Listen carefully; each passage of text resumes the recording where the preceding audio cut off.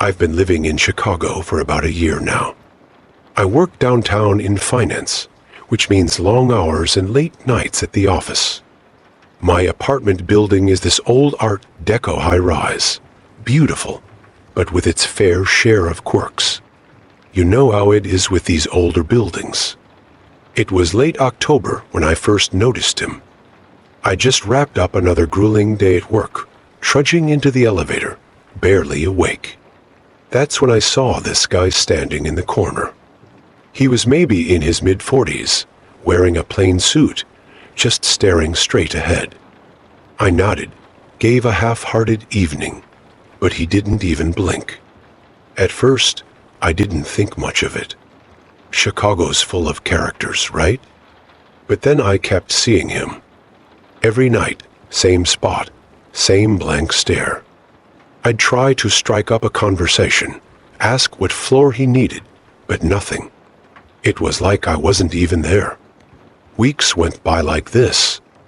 I'd come home exhausted, step into the elevator, and there he'd be. Always wearing that same suit, always with that empty look in his eyes.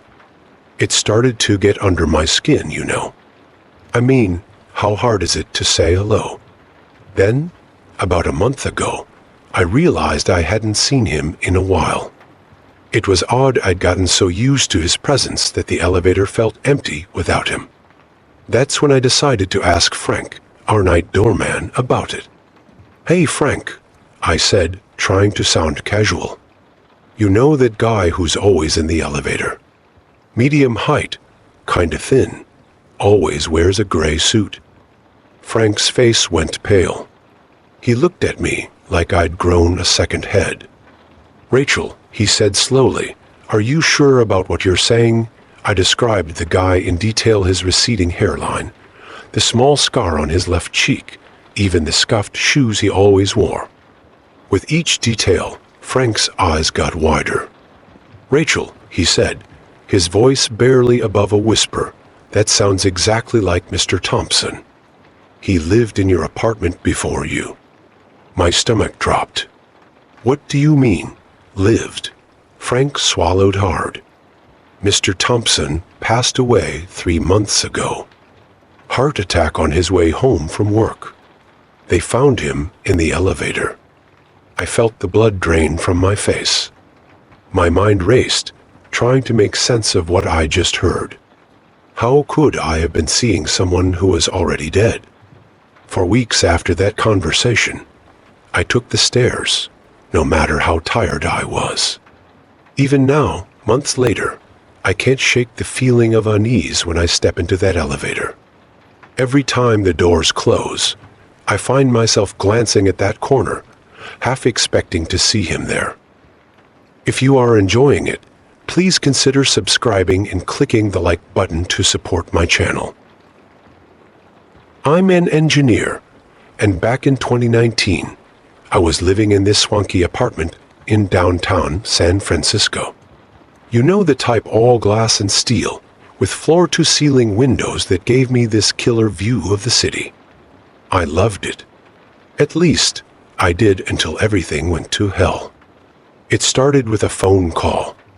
Just a regular Thursday evening. I was unwinding after work, scrolling through my phone when it rang. Unknown number. I usually don't answer those, but for some reason, I did that night. "Hello," I said. There was this pause, and then a voice kinda distorted, like they were using some sort of voice changer, said, "Hello, Mark." Enjoying the view, I frowned, confused. "Who is this?" "Just an observer," the voice replied. "I see you got takeout from that new Thai place on Market Street. How was it?" My blood ran cold. I had gotten takeout, and I was literally holding the container in my hand as they spoke. I walked to my window, peering out at the buildings across the street. "Who are you? What do you want?" "Oh, Mark," the voice chuckled.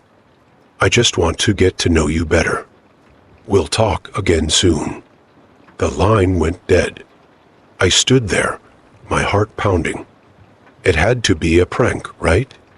some coworker messing with me. But as the days went by, the calls kept coming. Always from a blocked number, always at odd hours.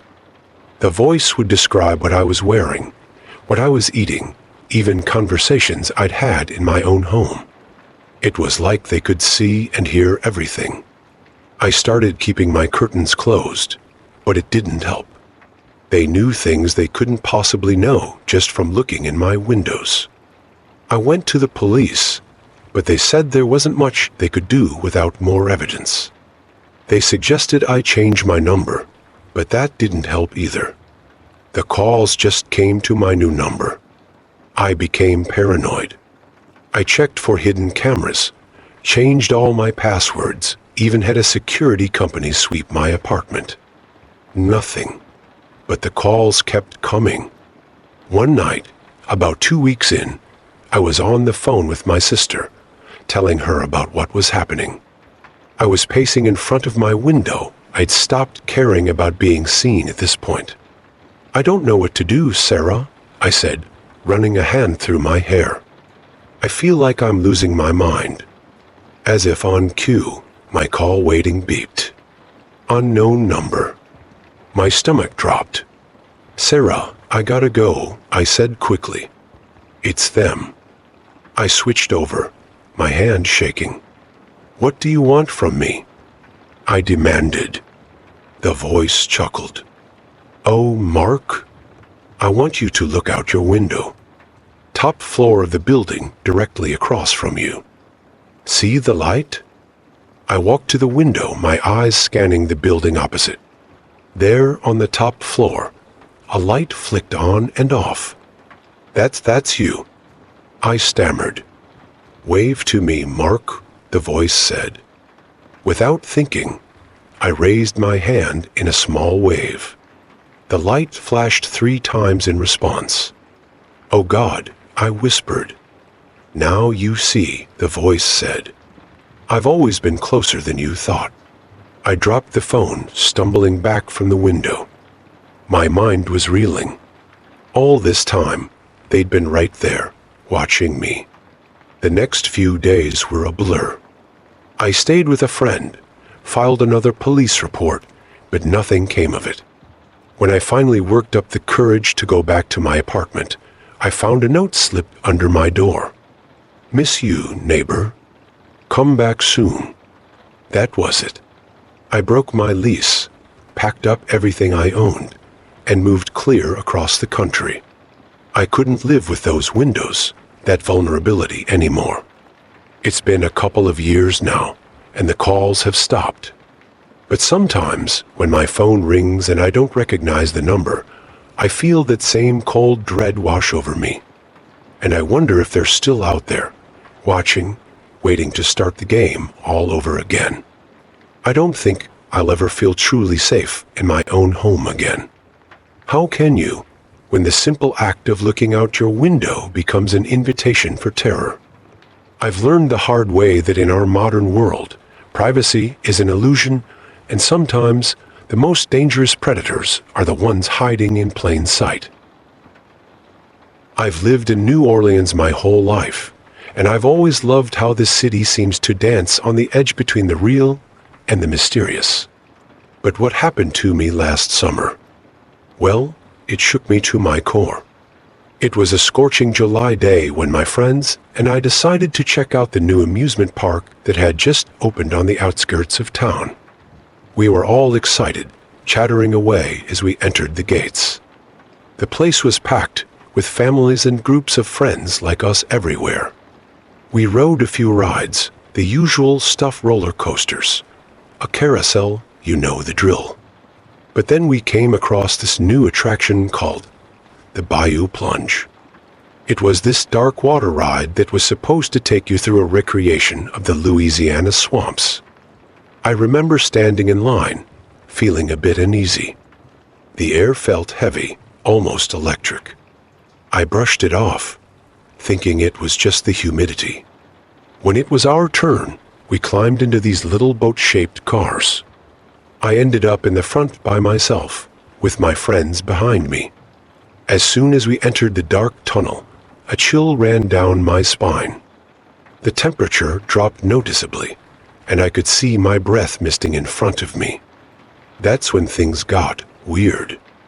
The ride started normally enough, with animatronic animals and glowing fireflies. But then, about halfway through, I felt. I don't know how to describe it. It was like someone was sitting next to me, pressing against my side. I turned, expecting to see one of my friends had switched seats, but there was no one there. My heart started racing. I tried to call out to my friends, but my voice caught in my throat. The pressure against my side intensified, and I swear I felt fingers brushing against my arm. I was paralyzed with fear. The ride seemed to go on forever. The usual swamp sounds faded away, replaced by what sounded like whispering. I couldn't make out the words, but it felt urgent, desperate. When we finally emerged from the tunnel, I was shaking and drenched in cold sweat. My friends were laughing and talking about how cool the ride was, but they stopped when they saw my face. "Ashley, you look like you've seen a ghost," Sarah said. I couldn't speak. We left the park immediately, and I spent the next few days trying to convince myself it was just my imagination. But I couldn't shake the feeling that something wasn't right. A week later, I overheard my mom talking on the phone about an accident at the new park. Apparently, a few months before it opened, a worker had died while testing the Bayou Plunge. They'd kept it quiet to avoid bad publicity. I've tried to rationalize what happened.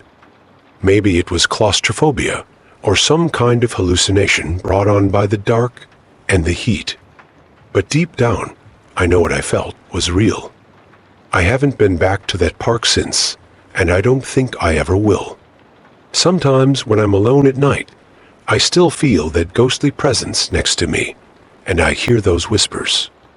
Whatever or whoever I encountered on that ride, they're not done with me yet. And that scares me more than anything. Back when I was 16, my friends and I were always looking for ways to kill time and escape the boredom of our everyday lives. That's how we ended up at the old Carlson house one summer afternoon. The Carlson place had been abandoned for years. It was this big Victorian-style house with peeling paint and overgrown weeds in the yard. We'd heard all sorts of stories about it, how the family that lived there just disappeared one day, leaving everything behind. Of course, we thought it was just urban legends. My best friend, Jess, was the one who suggested we check it out. "Come on," she said, "it'll be an adventure."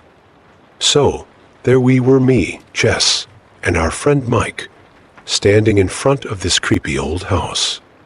The front door was boarded up, but we found a broken window around back and climbed in. The musty smell hit me first, that damp, moldy scent of a place that's been shut up for too long. Dust covered everything, and cobwebs hung in every corner. We started exploring, our footsteps echoing on the wooden floors. The place was like a time capsule. There were still dishes in the sink, clothes in the closets, even family photos on the walls. It was eerie, seeing all these remnants of someone's life just abandoned. As we moved through the house, I started to feel uneasy. It was more than just the creepy vibes of an old, empty house. It felt like we were being watched. I tried to shake it off, telling myself I was just being paranoid. We made our way upstairs, and that's when things got weird. We were in what looked like a kid's bedroom when we heard footsteps coming from downstairs. We froze, looking at each other with wide eyes. "Maybe it's just the house settling," Mike whispered, but he didn't sound convinced.